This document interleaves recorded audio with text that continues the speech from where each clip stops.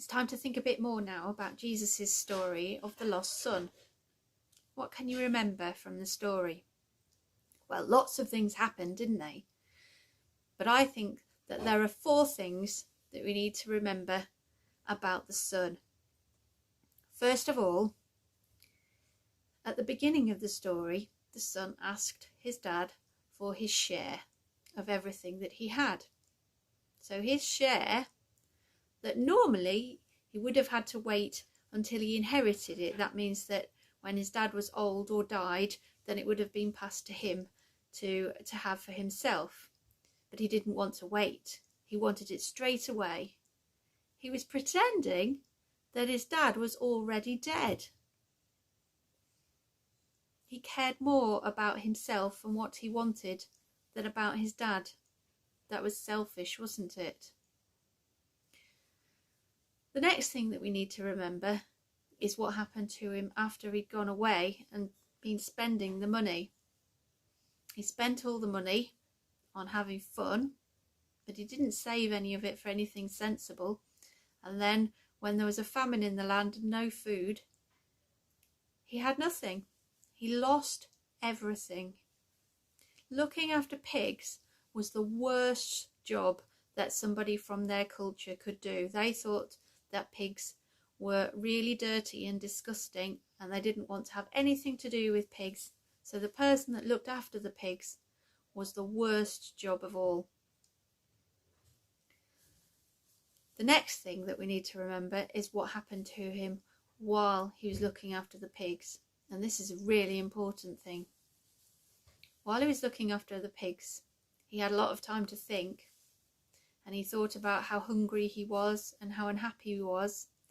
And he understood exactly what he'd done wrong. And he was truly sorry. And that was when he decided that he was going to go back to his dad. But he didn't think that he deserved to be his dad's son anymore. So he thought that he would go back to his dad and be a servant instead, if his dad would let him. And the last thing to remember is the best bit of all. His dad loved him so much that as soon as he saw him coming, he welcomed him straight away. He didn't even have the chance to say the things to him, to his dad, about how he wanted to be a servant and how he didn't deserve to be his son anymore. His dad wanted to have a party for him because he was so pleased that he'd come back. He loved him so much. So that's what happened in Jesus' story. And these 4 things that we're remembering today are a picture of what happens when God helps us with the sin problem. Do you remember? We've talked about sin on previous days. If we turn our back on God and say no to God, that's sin. That's what the Bible calls sin. Sin is our bad attitude to God.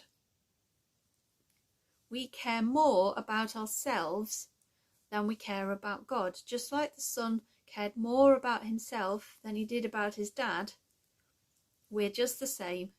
We're selfish. God doesn't deserve to be treated like this.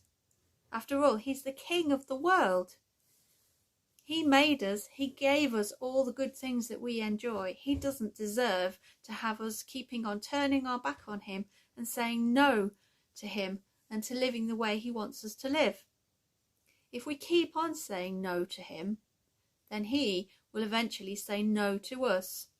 This is when we lose everything, because we won't be able to enjoy any of God's good gifts to us. But God helps us to understand what we've done wrong and be truly sorry. When we understand that and we're sorry for the way that we've treated God, we can start saying yes to him instead of no to him. And when we go to him sorry, he welcomes us straight away, just like the father in the story, because he loves us and he says yes to us too. Well, that's wonderful, isn't it? That's great news. But hang on a minute. Is it fair? Is that what we deserve?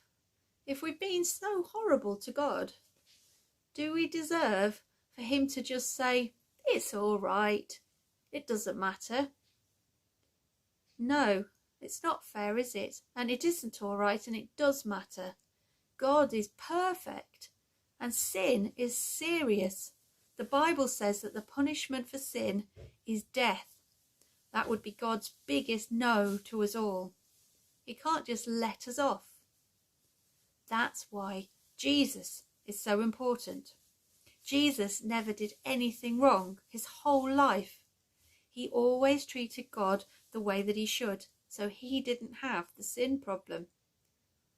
But Jesus' enemies had him killed. They thought it was their idea, but actually it was God's plan. God's son Jesus is the good shepherd who is prepared to die for his sheep, for us. When he died, God is saying a big no to Jesus instead of to us. Because he had no sin problem, Jesus could do that for the people who did.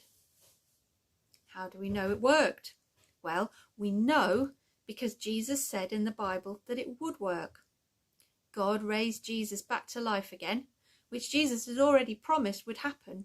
So we know that everything he said was the truth. So when we come to God sorry, like the son came to his father, and start saying yes to God, God can say yes to us. Yes, I forgive. Yes, I can forgive and forget, because Jesus has taken away your sin. Well, that's all from St Oswald's Holiday Club this year. We hope you've enjoyed these videos, and we hope that in future you'll be able to join us for Holiday Club in person if you haven't been able to do that this year. If you've got any questions or anything that you'd like to know about anything we've said in these videos, then please get in touch through our social media or our email or on our website.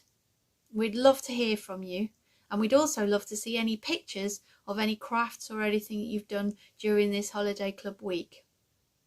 So we'll see you again soon, hopefully, and thank you for joining us.